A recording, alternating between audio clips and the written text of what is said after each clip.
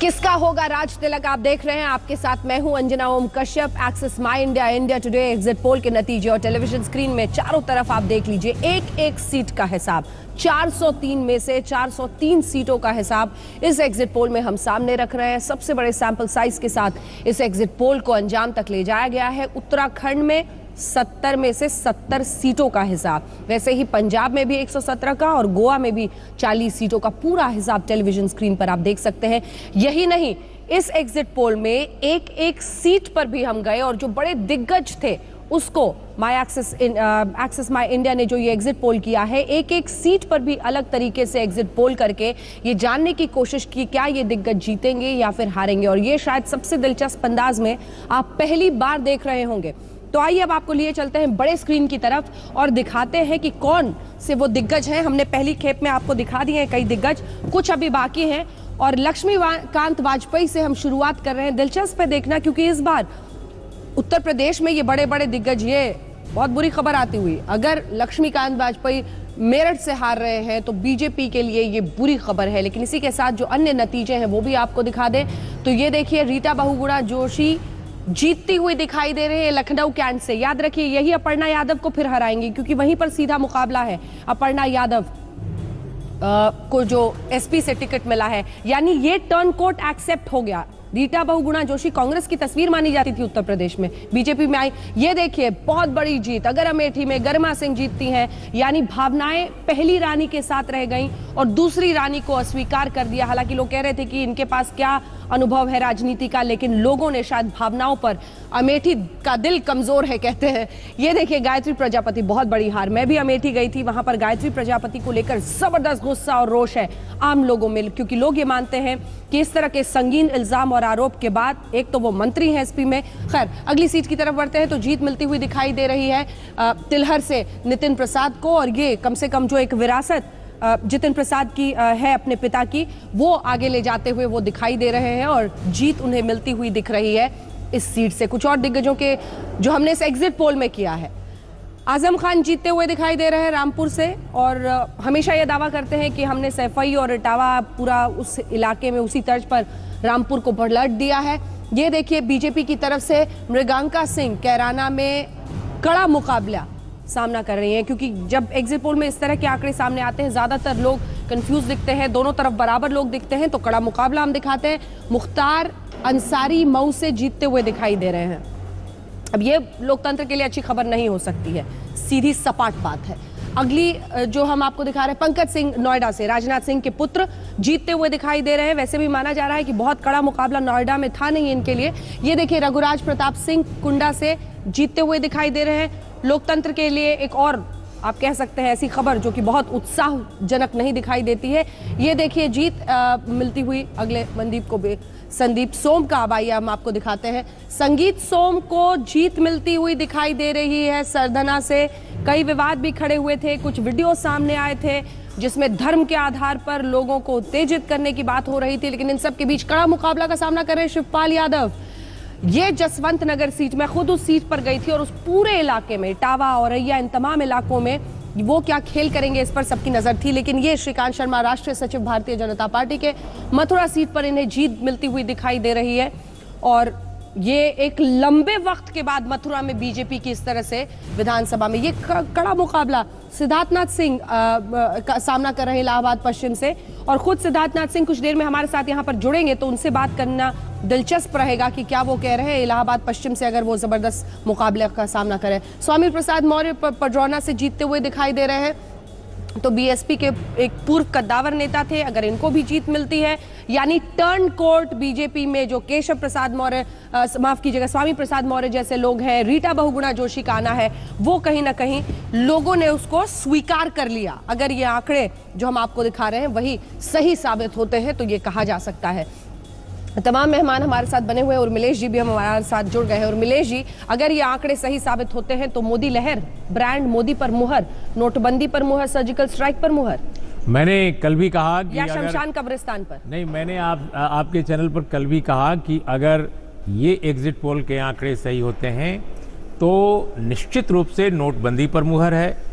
मोदी जी और अमित शाह जी के चुनावी कौशल, क्योंकि अनुभव उनमें बोलता है, उसके मुकाबले अखिलेश जी बहुत ही सॉफ्ट स्पोकन, राहुल जी उनके आसपास, और दोनों लोग बहुत अच्छे कहला सकते हैं, लेकिन अनुभव के और कौशल के स्तर पर अमित शाह और मोदी जी की जोड़ी के आगे कहीं नहीं ठहरते। तो शायद इसकी जीत होगी। और कब्रिस्तान स्मशान जो आप कह रही हैं, और तमाम तरह के पोलराइजिंग जो एफर्ट्स किए गए तमाम संगठनों की तरफ से, उनकी भी जीत होगी, क्योंकि इसका मतलब जनता यही पसंद करती है। जनता डेनमार्क, फिनलैंड, स्विट्जरलैंड या उस तरह के मुल्कों की डेमोक्रेसी नहीं पसंद करती। भारत की अपनी खास डेमोक्रेसी पसंद करती है, जो दंगल करती है, जो जद्दोजहद करती है, जो तमाम तरह के डेमोक्रेटिक वैल्यूज पर उतना ध्यान नहीं देती है, जीत पर केवल ध्यान देती है, चाहे जीत जैसे भी हो।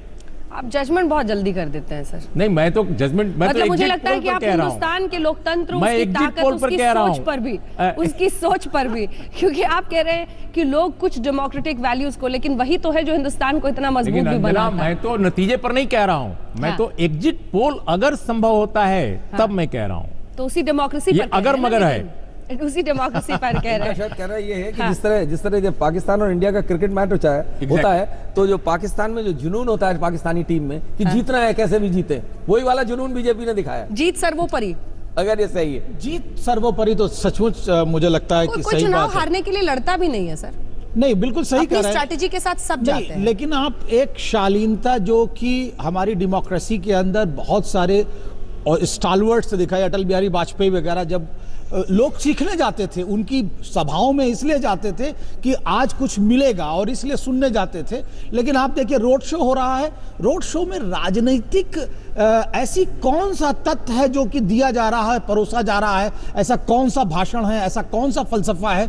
ये तो हमने ये सुना था कि हाँ स्टार लोग आते हैं और वो लोग रोड शो करते थे, लेकिन अगर खांटी राजनीतिक लोग जो कि एक फलसफा दे सकते हैं, जो सोशलाइज कर सकते हैं, अगर वो इस पर उतर आएंगे तो मुझे लगता है प्रजातंत्र का रंग थोड़ा फीका हो जाएगा। रोड शो शालीनता के खिलाफ है आपके हिसाब से? नहीं, राजनीतिक परिपक्वता के खिलाफ मुझे लगता है, क्योंकि उसके अंदर कोई राजनीतिक मैसेज नहीं है। तो उस स्ट्रैटेजी पर तो आ रही हूँ सिद्धार्थनाथ सिंह जी भी हमारे साथ जुड़ गए हैं। तो फिर उस स्ट्रैटेजी पर आगे बढ़ते हुए बीजेपी भी और दूसरी तरफ अखिलेश राहुल की जोड़ी भी, बिल्कुल मायावती पीछे तो नहीं छूट गई अगर ये आंकड़े सही साबित होते हैं। देखिए, ये जो साइलेंट वोटर मेरे साथ है, मेरा वोटर तो साइलेंट है। हाँ। मैं अखिलेश और राहुल जी के रोड शो को एक्सेप्ट इसलिए कर सकता हूं कि उन लोगों के पीछे इवेंट मैनेजर्स का हाथ है, जैसा कि आपको बताया गया कि, और वो लोग शुरुआत से कर रहे थे, तो उनके लिए एक जिसे कहना चाहिए एक्सेप्टेबिलिटी बनती है। यूथ है, फ्लेम्बॉयंस है, और वो हाथ हिलाएंगे तो लोग हो सकता है कि अट्रैक्ट हो जाए। लेकिन एक खांटी राजनीतिक आदमी जिसने वास्तविकता में इस पूरे भारत को हिला देने की क्षमता है, अगर वो रोड शो कर रहा है तो मुझे लगता है राजनीतिक सामाजिकरण की कमी हो रही है। चलिए ठीक है, सिद्धार्थनाथ सिंह जी हमारे साथ जुड़ गए। सिद्धार्थनाथ सिंह जी, हमारे इस एग्जिट पोल के मुताबिक तो कड़ा मुकाबला आपकी सीट पर इलाहाबाद पश्चिम में दिखाया जा रहा है।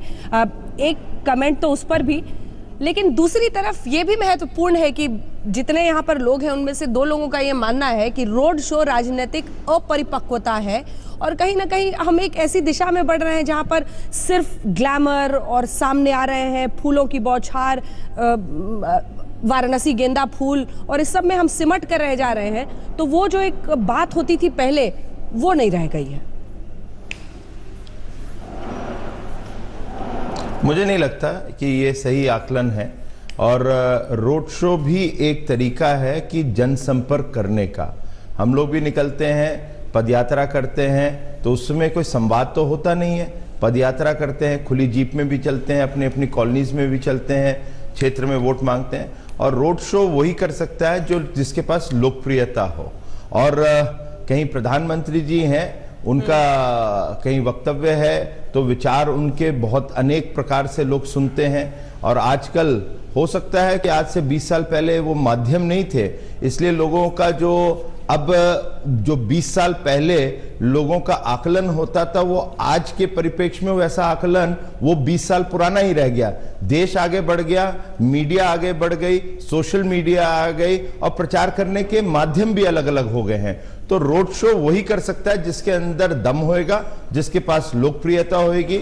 और 3 दिन लगातार कोई करता है तो इसके मतलब भीड़ नहीं लाई जा रही है, भीड़ आ रही है। तो मुझे लगता है इसका बहुत फायदा है और ये आने वाले समय में इस प्रकार के रोड शो और टीवी डिबेट्स और ऑडियंस डिबेट्स जो होती हैं, क्लोज डोर जो होती है, उसकी महत्व और बढ़ता जाएगा, ये मेरा मानना है। ठीक है, बड़े स्क्रीन पर 2 बीजेपी के नेता दिख रहे हैं, तो इससे पहले कि कोई आरोप लगाए कि आपने एक ही पार्टी के बुला लिए हैं, हम अपने दर्शकों को बता दें कि प्रदीप जैन को 9 बजे से हमारे साथ जुड़ना था, वो नहीं आ पाए हैं, इसीलिए आपको वो नहीं दिख रहे हैं। लेकिन कोशिश हमेशा यही रहती है कि बैलेंस डिबेट हो। और खैर, यहाँ पर जो लोग बैठे हैं वो सभी अलग अलग राय रखते हैं और मतभेद काफी है, उसी से रास्ता आगे का बनता भी है। संबित जी भी मुस्कुरा रहे हैं। चलिए, सुबह मुस्कुराने वाली है आज बीजेपी के लिए। एक ब्रेक के लिए हम रुक रहे हैं, कल का इंतजार सबको है। संजय जी भी हमारे साथ बैठे हुए। फौरन लौट रहे एक छोटे से ब्रेक के बाद। आप देखते रहिए आज तक।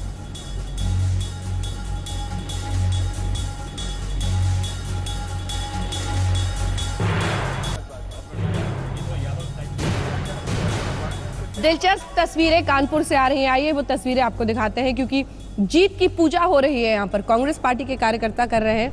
कानपुर की तस्वीरें दिखाइए जहाँ पर अभी से जी सोच रहे हैं पहले ही कर ले, पता नहीं कल करने को ना मिले।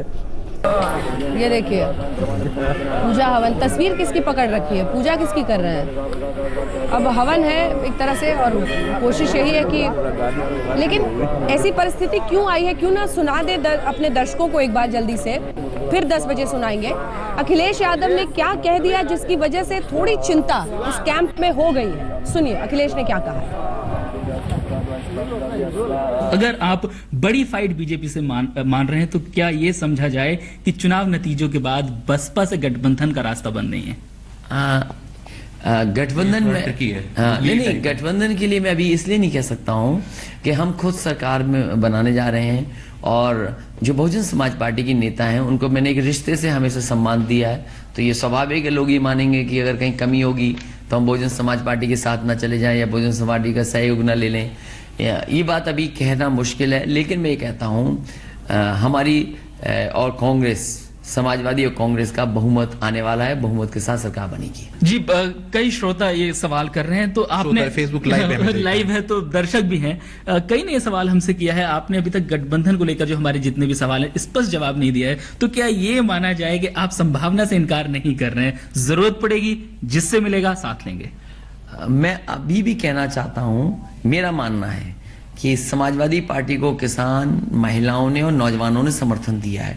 बीजेपी कोई काम नहीं बता पाई है, परिस्थितियां क्या बनेंगी वो तो वोट के बाद पता लगेगा, खुल जाएगा। समाजवादी और कांग्रेस दोनों ही को अच्छी सीटें जीतना नहीं, अकेले ही सरकार बनाएंगे। हाँ, अगर सरकार के लिए जरूरत पड़ेगी तो देखिए, कोई नहीं चाहेगा कि उत्तर प्रदेश में राष्ट्रपति शासन लागू हो, बीजेपी रिमोट कंट्रोल से उत्तर प्रदेश को चलाए, तो ये तो कोई नहीं चाहेगा। रिमोट कंट्रोल बहाना है, मायावती की तरफ निशाना है, लेकिन निशाना नहीं, दरअसल एक बहाना उनकी तरफ आगे बढ़ने का। लेकिन ये क्यों उन्होंने किया है, इसके बड़े राजनीतिक मायने निकाले जा रहे हैं। क्या अपरिपक्वता है, जल्दबाजी कर दी, जो 11 को होना था आज ही कर दिया? लेकिन हम आपको दिखा रहे हैं यूपी की एक एक सीट का एग्जिट पोल। अपने टेलीविजन स्क्रीन पर जो आप आंकड़े देख रहे हैं, एग्जिट पोल में हम एक एक सीट का हिसाब आपको दे रहे हैं, क्योंकि हम एक एक सीट तक पहुंचे हैं इस एग्जिट पोल में, एक्सेस माई India, India today exit poll के जरिए। स्क्रीन पर देखते रहिए। 403 मतलब 403 सीट उत्तर प्रदेश के, ऐसा ही तमाम राज्यों में। फौरन लौट रहे हैं तमाम मेहमान बने हुए हैं, आप देखते रहिए आज तक।